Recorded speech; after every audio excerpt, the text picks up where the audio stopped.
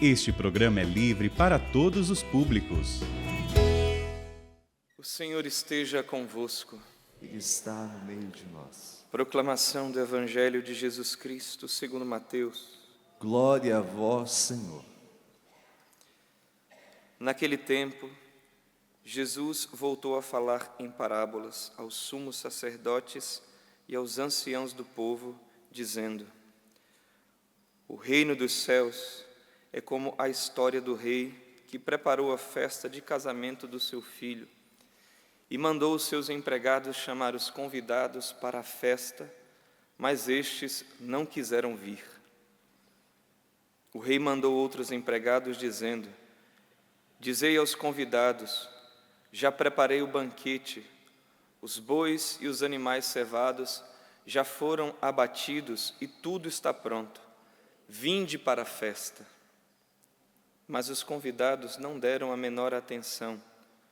Um foi para o seu campo, outro para os seus negócios, outros agarraram os empregados, bateram neles e os mataram. O rei ficou indignado e mandou suas tropas para matar aqueles assassinos e incendiar a cidade deles.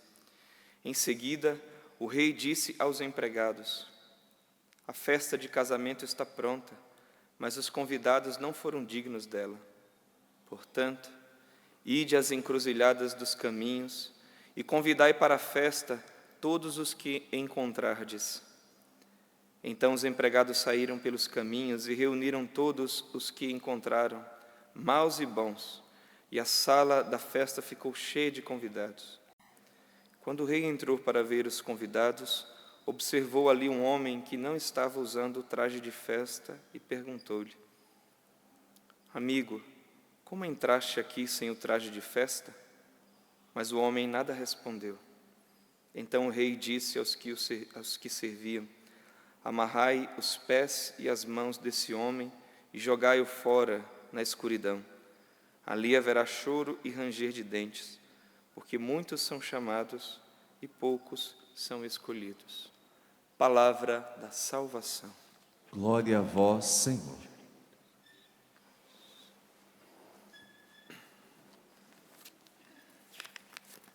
Queridos irmãos, nós então ouvimos esta parábola do Evangelho de São Mateus. São Lucas também utiliza uma parábola como esta. Mas vemos em São Mateus este detalhe que sempre chama atenção, surpreende, esse detalhe da festa cheia e ali um homem sem o traje de festa, sem uma veste apropriada para aquele banquete, para aquela reunião festiva. Então, se percebe que ali realmente precisa de uma veste específica, que nós poderíamos nos perguntar: qual veste é esta? Bem, a profecia de Zacarias, de Ezequiel, que nós acabamos de ouvir, diz algo a nós que pode nos ajudar a compreender melhor. Diz assim: o Senhor falando ao seu povo: Eu vos tirarei do meio das nações, vos reunirei de todos os países e vos conduzirei para a vossa terra. Lembrando que o povo, no tempo de Ezequiel, também estava no exílio. Vou levar-vos para a vossa terra, para a vossa pátria. E diz assim: derramarei sobre vós uma água pura e sereis purificados. Eu vos purificarei de todas as impurezas e de todos os ídolos. Como nós cantamos no Salmo 50, hei de derramar sobre vós uma água pura, e de vossas imundícies sereis purificados. O Salmo 50, com essa antífona retirada de Ezequiel. Justamente isso: derramarei sobre vós uma água pura e sereis purificados. Eu vos darei um coração novo e porei um espírito novo dentro de vós.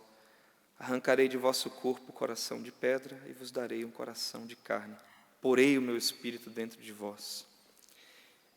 Veja, Nós vemos aqui uma ação de Deus sobre o seu povo, mas uma ação de Deus também sobre todos nós. Vestir o traje de festa é, na verdade, sofrer uma ação de Deus em nossa alma, em nossa vida, e ser purificado. Assim como numa cirurgia, nós sofremos a ação do médico que atua sobre nós. Às vezes a gente vê, às vezes a gente tomou anestesia, não vê nada. Quem nunca sofreu aqui uma ação de um dentista? E todo mundo, quer dizer, é difícil achar alguém que gosta de extrair um dente. E de fato ali a gente sofre, né? Esperneia também. Se for criança, então, às vezes os médicos sofrem ali para conseguir realizar uma ação, mas nós sofremos uma ação da graça na nossa alma. É Deus agindo em nós. Nós sofremos a ação que Jesus Cristo opera em nós, a justificação, a santificação. Aquilo que o Senhor, de fato, realizou na cruz por nós, existe, sim, então, essa ação de Deus para nos santificar, para nos purificar. Mas também, diz Isaías, e Nossa Senhora também canta, a gente usa essa expressão nas festas de Nossa Senhora: Ele me vestiu de salvação, cobriu-me com o manto da justiça. Capítulo 61 de Isaías. Deus nos reveste, põe em nós essa veste, esse traje de festa, que é para nós, que temos a fé em nosso Senhor, realmente a nossa salvação, a nossa justificação, mas que exige também de nós uma outra atitude, uma atitude que compõe também essa veste, que é de fato uma atitude de humildade, que é acolher realmente essa salvação nas nossas vidas. A Virgem Santíssima, por exemplo, em sua humildade, quando Deus enviou o anjo para lhe fazer a anunciação da salvação, houve sim uma aquiescência, né? Um assentimento, um sim, um acolhimento daquilo que Deus estava lhe propondo. A humildade de aceitar aquele projeto que Deus estava anunciando para ela. E o projeto era uma boa nova, o evangelho da salvação. Era o próprio Cristo que vinha até ela e ela aceitou Jesus na sua vida. Mas nós poderíamos também ainda falar depois, ali um pouquinho antes dela, 6 meses antes, Zacarias e Isabel. Zacarias ainda com um pouco de dificuldade, mas acolhe então a vontade de Deus. Depois o seu filho, São João Batista, que também acolhe a vocação de anunciar aquele que traria a salvação. E aí a gente podia falar de outros, os apóstolos que nós estamos ouvindo essa semana. Jesus ali, o jovem rico que não aceita, e São Pedro diz: e nós que deixamos tudo para te seguir. São os pobres de Israel, que acolhem o reino, que na humildade deixam as suas vidas serem moldadas por nosso Senhor Jesus Cristo, por aquele que é o princípio e fim de tudo. Deixam as suas vidas ser moldadas por Jesus. Vestir as vestes da salvação é aceitar, na verdade, o Evangelho de Jesus nas nossas vidas. Quando o padre, inclusive, reza, tem uma oração colocando a casula, ele diz isso: acolher o fardo, o jugo de Jesus. Acolher o Evangelho da salvação nas nossas vidas e nos deixar ser moldados. A igreja, quando vai realizar o batismo, assim ainda faz hoje. O que pedes a igreja diz aos pais, aos padrinhos? É o batismo, a fé. Quando também o mundo, ali no início do cristianismo, era todo pagão, e as pessoas se aproximavam para receber o batismo, estavam pedindo essa veste da salvação. Estavam com humildade, querendo acolher o reino de Deus, entrar nesta família de Deus, no caminho, que é acolher para si uma nova forma de viver, a forma de viver de Jesus Cristo, o Evangelho. Era entrar então na família de Deus, nesse edifício espiritual que tem uma norma chamada Jesus Cristo. É a norma da vida, é a forma do homem novo, da mulher nova, que não quer viver agora ao sabor das suas paixões, ao sabor do que o mundo diz que deve ser a nossa vida, na verdade, uma vida sem Deus.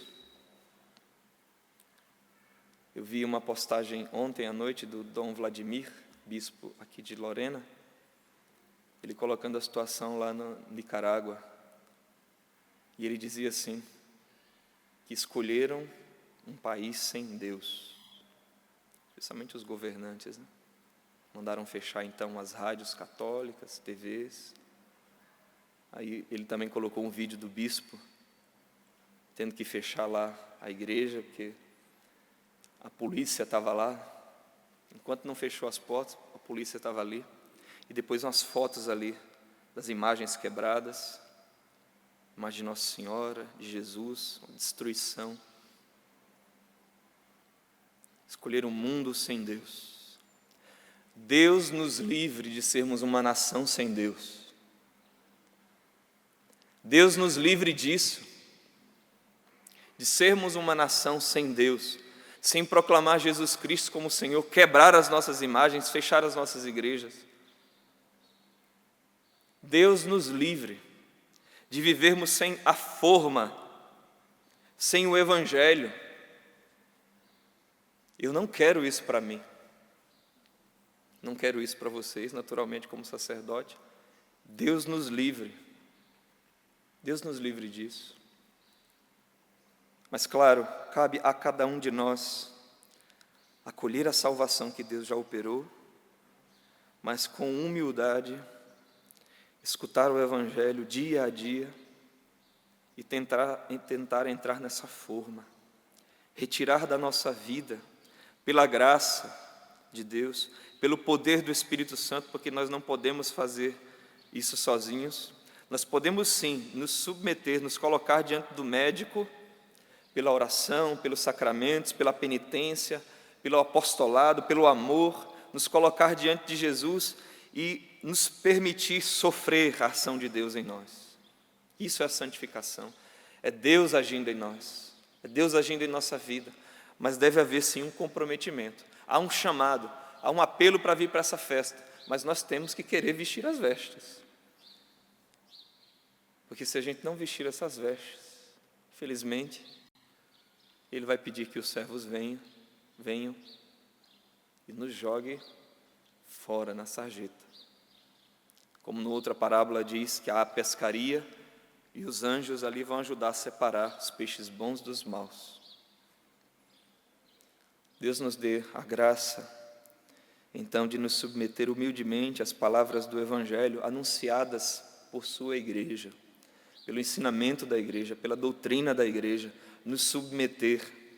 Chega, gente, dessa coisa de, não, eu quero obedecer a Jesus, mas o que a igreja ensina, isso aqui eu não gosto muito, então eu não vivo. Realmente esse cristianismo de conveniência, sem esforço de vestir, de aceitar as vestes que nosso Senhor nos deu.